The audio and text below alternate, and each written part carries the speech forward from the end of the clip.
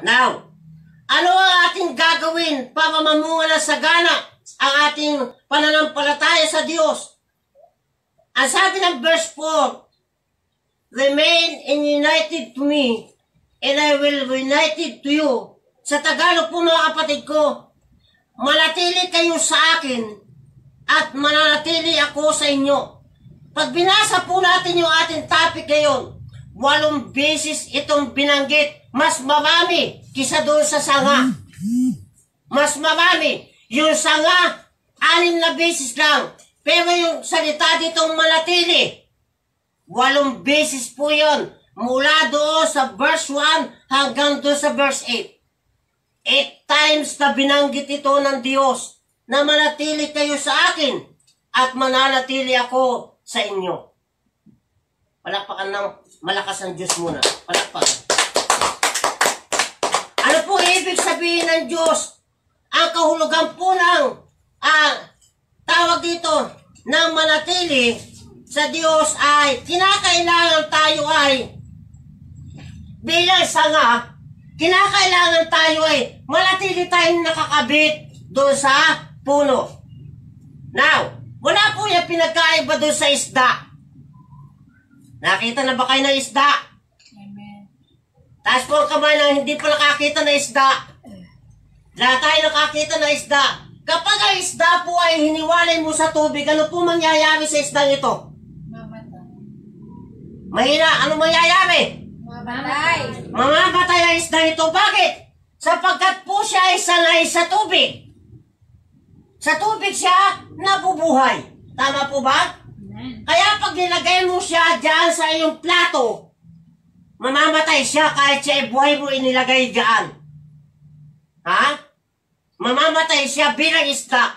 Bakit? Sapagkat hindi po yun yung kinasanayan. Hindi po siya nabubuhay doon sa walang tubig. Tama po ba? Ganon din po ang ating pananampalataya sa Diyos. Pag ikaw ay nananampalataya na sa Diyos, at ikaw ay umalis sa pananampalataya, umalis ka doon sa talagang tunay mo habitat. Tama ba sa English? Yes, Ikaw ay, ano mangyayari sa'yo? Mamamatay ka. Subalit kung ikaw ay mananatili doon sa pagiging habitat mo sa Diyos, may kasiguraduhan, darating ang panahon, may katiyakan na buhay na walang hanggan sa Diyos. Hallelujah! Ganyan din po tayo mga kapatid. Kinakailangan tayo ay manatili sa Diyos. At ang sabi niya doon, kapag tayo nanatili sa Diyos, ay mananatili din siya sa atin. Tama ba? Now, ang sabi doon, ano ang ating dapat gawin para tayo makapanatili at makapamunga ang ating pananampalataya sa Diyos? Una, kinakailangan tayo magkaroon ng totoong relasyon sa Diyos. Diba? Sabi mo nga, relasyon. Relasyon.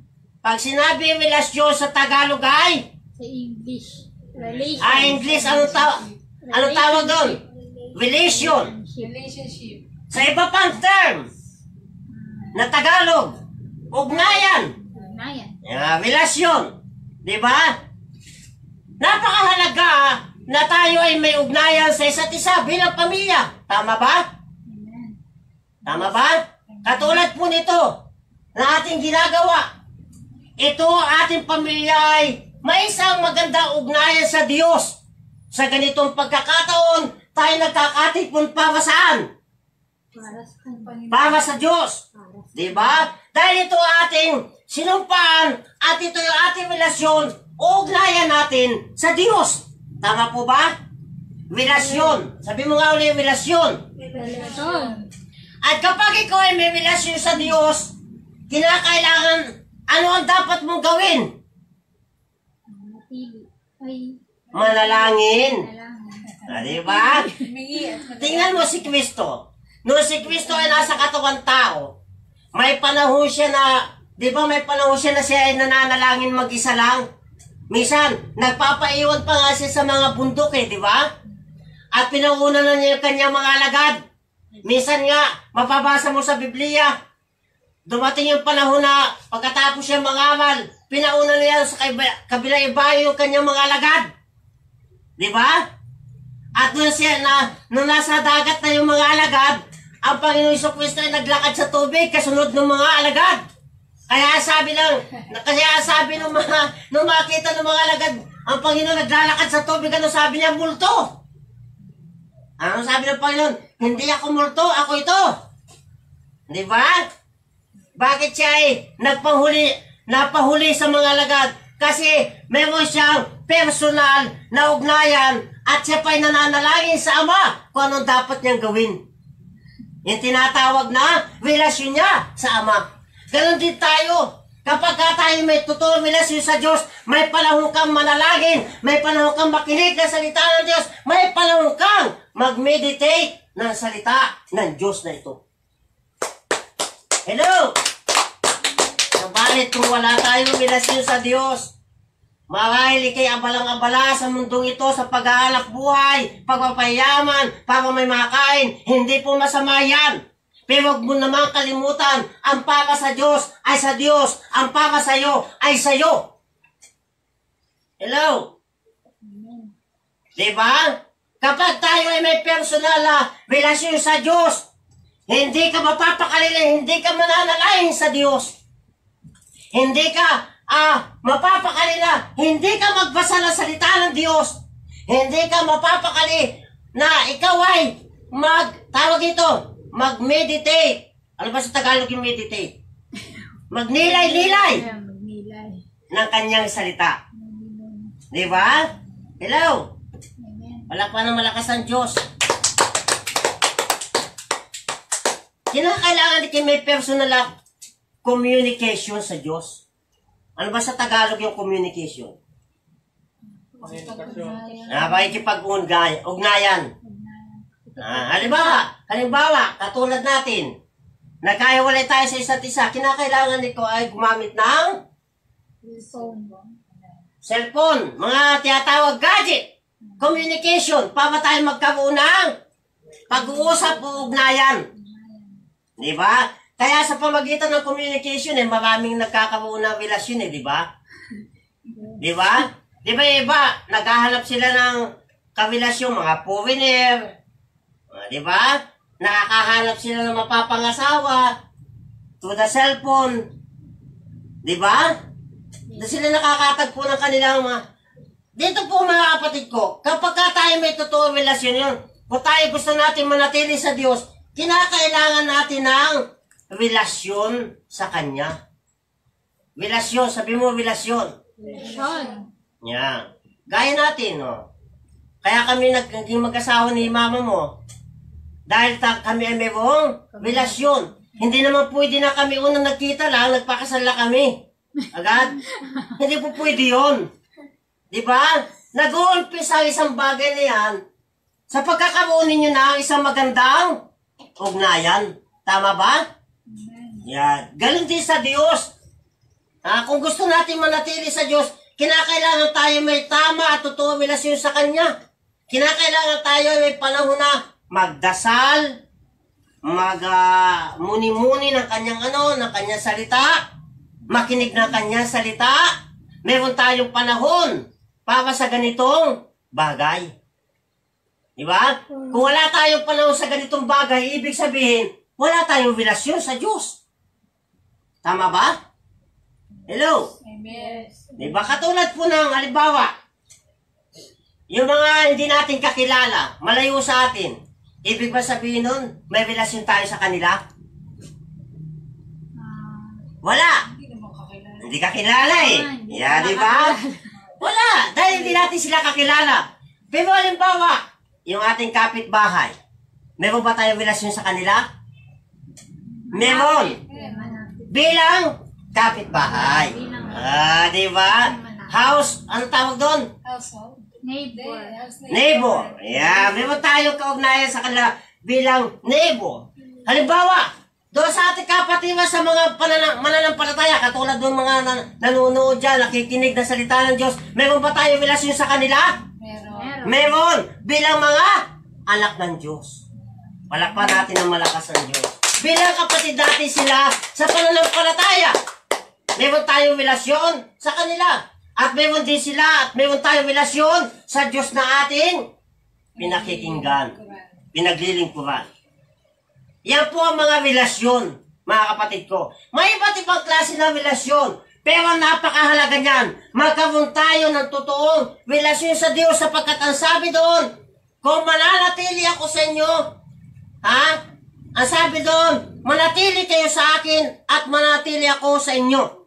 Hindi makakapamunga na sagana, hindi natili nakabit sa puno. Tama. Hindi makapamumunga sa hindi natili nakabit sa puno. Gayon din naman, hindi kayo makakapamunga kung hindi kayo mananatili sa akin. Ako ang puno ng ubas, kayo ang mga sanga. Ang natili sa akin at ako sa kanya, ay siya mamumunga ng sagana sapagkat wala kayong magagawa kung kayo hiwalay sa akin. Bakit maraming mga tao ngayon? Nasa kanya na lahat. Maraming pera. May magandang asawa. May magandang trabaho. Lahat. Nasa kanya na kayamanan ng mundo ito. Bakit hindi sila masaya? Ang dahilan, wala silang relasyon sa Diyos. Sapagkat ang sabi ng Diyos, siya ang kapunuan ng ating pagkukulang. Ang Diyos ang fulfillness na ating buhay. Wala tayo, hindi tayo kumpleto sa ating buhay kung wala ang Diyos sa ating buhay. Tama ba? Kaya minsan mararamdaman mo sa sabi bakit ganun? Mayroon naman ako. Bakit para ba may hinahanap ako na wala sa akin? Isa lamang yon. Ang Diyos ang hanapin mo na higit sa lahat. Hallelujah! Lahat ng bagay sa mundong ito ay may limitasyon. Lahat ng bagay dito sa palagay mo makapagbibigay sa iyo ng kasiyahan, panandalian lamang yan.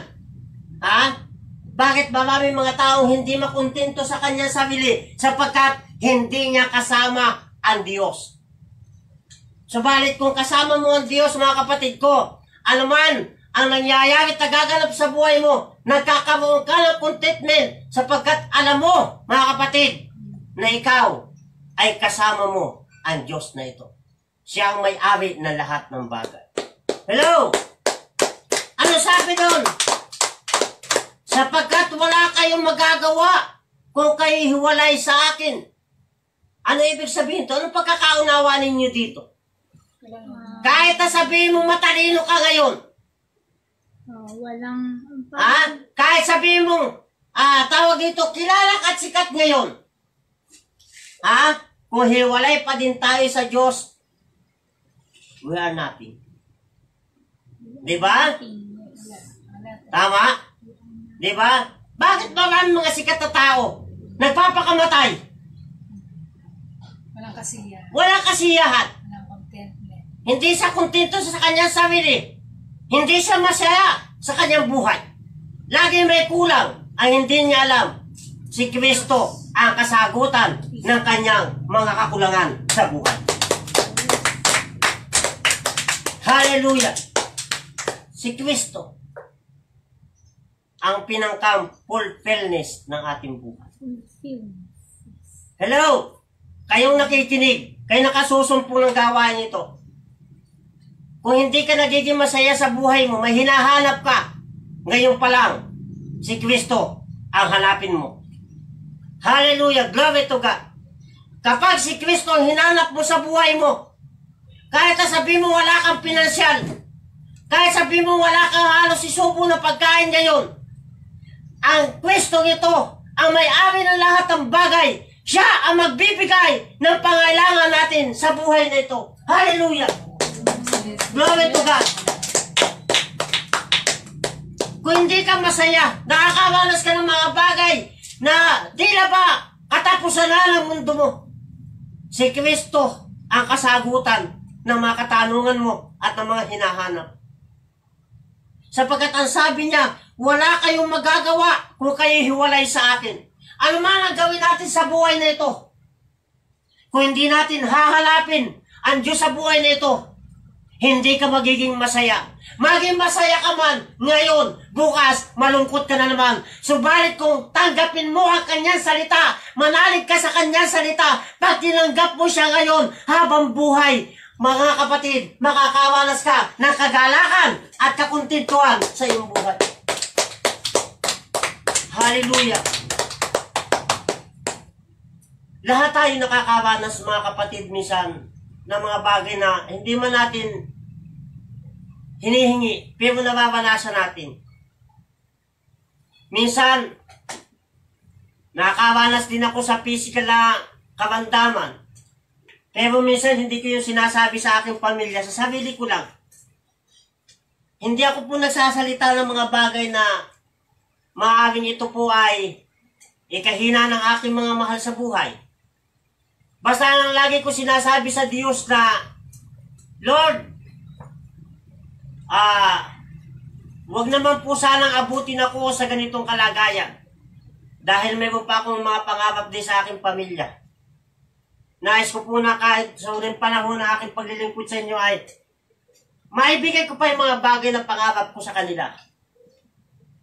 At alam po ninyo, mga kapatid, kahit minsan nakakaranas tayo sa isa't isa ng mga bagay na hindi po natin gusto maranasan sa ating buhay, ang Diyos po ito ang umaaliw sa atin. Ang Diyos po ito ang nagbibigay sa atin ng pag-asa, kalakasan, kagalakan, katatagan ng ating pananampalataya. Hindi po ko nangangawala po inyong kapatid ay exempted na po sa mga gatong bagay. Mas marami nga pong nararanasan ng katulad namin kaysa sa nararanasan ninyo. Sapagkat kami po ang sintro, mga kapatid ko, upang sirain kami para mahadlangan ang salita ng Diyos. Pero hindi po papayag ang Diyos nun ng ganun. Gagawa siya ng paraan para may magawa tayo para sa Kanya.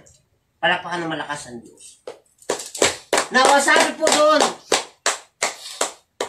sapagkat wala kayong magagawa kung kayo'y hiwalay sa akin. Kahit anong pagsisikap po natin sa buhay. Kahit napakaganda ng ating career sa buhay. Kung hindi po natin kasama ang Diyos, hindi po tayo magiging masaya.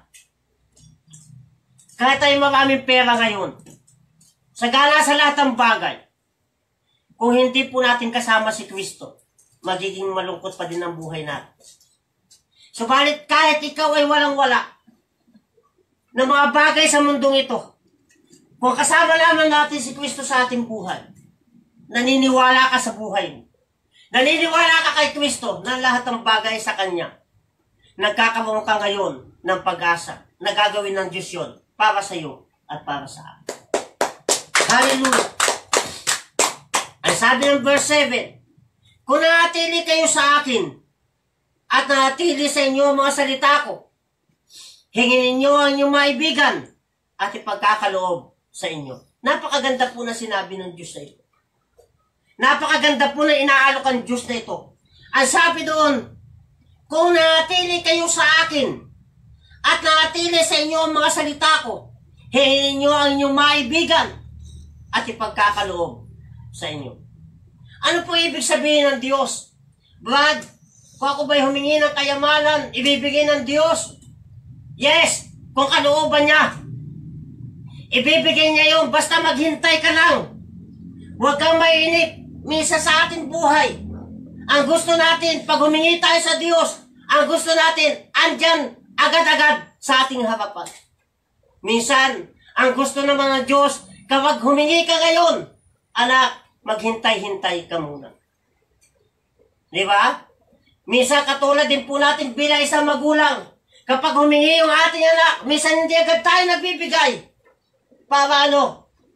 Para mas lalo siyang lumapit sa atin.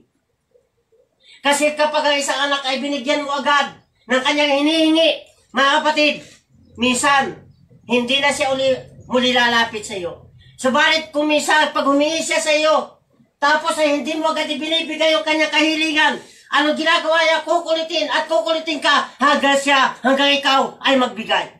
Ganon din ang Diyos, mga kapatid ko. Minsan, hindi agad niya ibinibigay ang kahilingan mo dahil alam niya, pagka ibinigay niya agad ang kahilingan mo, alam niya, pagkatapos yun, mawawala ka na sa gawain ng Diyos na ito. Hello? Amen. Minsan, lumalapit lang tayo sa Diyos pag may kailangan. Pag natugon na tayo sa ating pangailangan, hindi na tayo lumalapit sa Diyos. Ni magpasalamat. Tingnan po ninyo nangyari doon sa 10 kitungin. Matapos sila magsisigaw na sila ay pagalingin, ang 10 yun na kitungin ay pinagaling. Subalit sa 10 yun, isa lamang ang nagbalik at nagpasalamat at nagpuri sa Diyos. Ganon din po minsan sa ating buhay. Marami humihingi sa Diyos, pagkatapos tugunin ng Diyos, nawawala sa pakikinig sa salita ng Diyos, nawawala sa focus sa salita ng Diyos. Bumabalik na lang uli pag nangailangan na. Napakabuti naman ng Diyos. Talagang hindi siya bingi, hindi siya may siya kamay kapag ikaw ay humingi. Mga kapatid ko, kung kinakailangan ibigay niya, ibibigay niya agad ito. Hallelujah! Kaya sabi doon, kung nanatili sa inyo ang aking salita, kung nanatili kayo sa akin, at nanatili sa inyo ang salita ko, hingin ninyo ang inyong maibigan at ipagkakaloob sa inyo. Mga kapatid, kung ibinigay ng Diyos ang kanyang bugtong na anak, para tayo ay maligtas sa pamagitan ng ating pananampalataya, how much more na hindi ibigay niya ang mga bagay na pangailangan sa buhay natin ito. Kung ibinigay niya ang Espiritu ng Diyos sa atin, para tayo makapamuhay na may kitakot at may kabanalan sa kanyang harapan, how much more yung financial natin.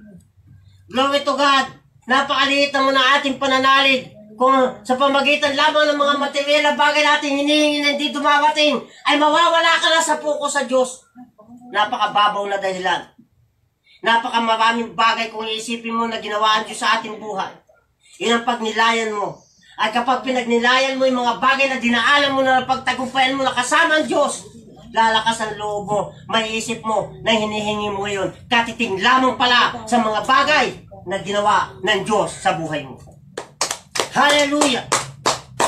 Now, sabi doon, ano ating gagawin para mamunga na sagana ang ating pananampalataya sa Diyos?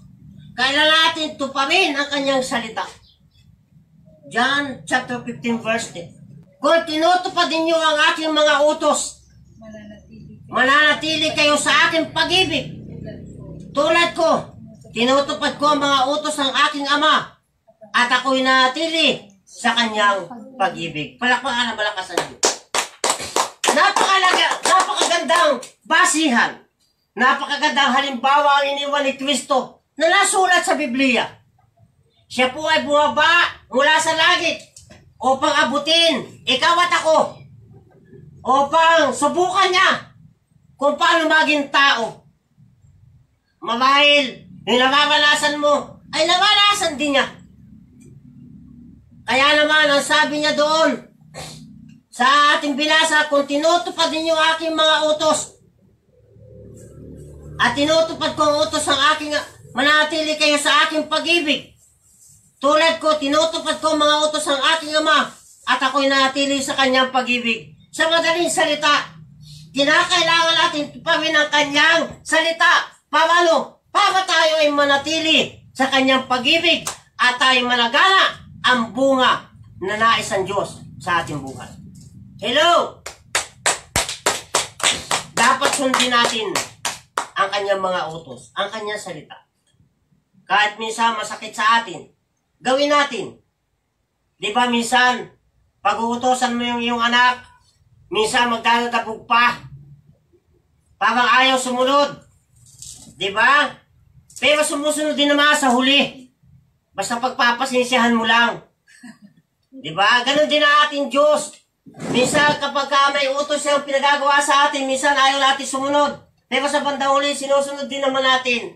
Kaya naman ang Diyos ay ito, patuloy na nagtsatsaga. Di ba? Now, ito po ang sabi ng Diyos, ang sabi ng Biblia. Kung tayo pala ay gusto natin manatili sa Kanya, kinakailangan tuparin natin ang Kanyang utos. Nakatulad niya, nang siya nagkatawang tao, tinupad niya ang utos ng Kanyang Ama. Wala siyang bagay na hindi ginawa, na hindi galing sa Ama. ng dahil lamang sa kanyang pansarili. Kundi ang lahat ng kanyang ginagawa at sinasabi ay galing sa Ama. At ito po ang kanyang ginagawa. At katulad din po natin, kinakailangan tayo manatili sa Kanya. Kinakailangan ang gawin natin ay sundin natin ang Kanyang mga salita. Sabi mo nga, sundin ang Kanyang mga salita. Number 3, kapag ginawa natin ang bagay nito, yung una sinasabi no, kinakailangan tayo magkamunahan, totoo relasyon sa Diyos. Ikalawa, kinakailangan sundin natin ang Kanyang salita. Ikatlo, ang sabi doon, kapag ginawa natin ang bagay na ito, kaya natin patunayan tayo mga alagad ng Diyos. Sabi mo, alagad ng Diyos. Alagad ng Diyos. Ang sabi doon, verse 8, napapabangala ng Ama kung kayo namumunga ng sagana, at ngayon napapatunayang mga alagad ko kayo. Palakpakan ng Diyos. Ako po may mga alaga diyang kalamansi na akin pong tawag dito. Pinaugatan siya sa puno ng aking isang punong kalamansi. At kapag po siya ay nagkaroon na ng ugat, siya po inililipat ko sa isang paso. At nakikita ng aking mga kapitbahay na yung maliit na aking pinaugatan yun ay may bunga na. Kaya po, nararamdaman ko sa kanila na natutuwa din sila. Kasi dahil maliit yung sanga ng kalamansi ay may bunga. Para ba ipinakikita nila na nagagawa ko ang bagay na yun. Now, kung nagagawa ko ang bagay na yun, kapag po pala tayo ay namumunga ng sagana, ang Diyos pala po na nag-aalaga sa atin bilang isang tagapag-alaga, na tayo nakakabit kay Kristo, napaparangalan po pala natin ang Diyos na ito. Amen? Halimbawa po, ikaw po ay nagpalaki ng isang anak na napakabuting bata. Kanino po nagkakaroon ng karangalan ang pagpapalaki mo sa iyong anak? Sa magulang. Sa magulang. Sasabihin ng mga kaibigan mo at kakakilala, napakabait naman ang batang ito. Napalaki ng maayos ng kanyang magulang. Hello? Kung tayo po bilang magulang ay napapamagalan ng ganon sa ating pag-aaruga at pag-aalaga sa ating mga anak bilang magulang, kapag po pala tayo ay nananagana, namumunga ng sagana sa harapan ng Diyos, ang napapamagalan po pala noon bilang tayo mga alagad ng Diyos, walang iba kundi ang Diyos Ama na nasa langit na may likha ng buhay mo at ang buhay ko. Hallelujah! Ganun po pala yun. Inumuna ako. Ganun po pala ang dapat nating tawag dito pagsamba sa Diyos. Ganun po pala ang dapat nating gawin pagpapangalan sa Diyos. Yung tayo ay, yung Ama ay mapapangalan dahil sa mabubuting ginagawa natin, hindi ang ating sarili. Minsan kasi, kapag tayo gumagawa ng mabuti, proud na proud tayo na tayo pinupuri ng iba. Hindi po dapat ganon. Dapat po, kapag tayo nakagagawa ng mabuti, dapat sila po ay, kapag tayo pinupuri nila, dapat ang sinasabi natin ay, purihin ng Diyos dahil sa Diyos nakagagawa ko ng mga mabubuting bagay na. Praise the Lord. Hallelujah! Dapat, praise the Lord! Pag sinabi na yung kakilala, ang galing mo naman, ano sasabihin mo? Hello? Praise the Lord. Praise the Lord! Di ba? Hindi yun? Ay, ang galing ko talaga, ano? Thank you. Parang proud na proud ka sa sarili mo, hindi po. Ang galing mo, ang talino mo, galing yan sa Diyos na lumikha ng buhay mo. Ano sabi po doon? Napaparangalan ng Ama kung tayo ay namumunga ng sagana. Halimbawa, ikaw ay natuto magpahayag ng salita ng Diyos. Nasabi ng iyong halimbawa kakilala, ang galing-galing mo namang magpahayag ng salita ng Diyos. Minsan, ano sasabihin nung nangangaral? Talagang magaling ako kaysa sa kanila. Hindi po dapat ganun. Pasalamat tayo sa Diyos at ay binayaan ng kabunong at kaalaman ng Diyos. Hallelujah! Diba? Pag pinupuri ka na yung kapwa, lagi nating ibato. Ang karangalan ay para saan? Para sa kanya. Para sa Kanya. Hello? Para sa Diyos. Para sa Diyos. Yan. Glory to God. Palakpakan na malakas ang Diyos.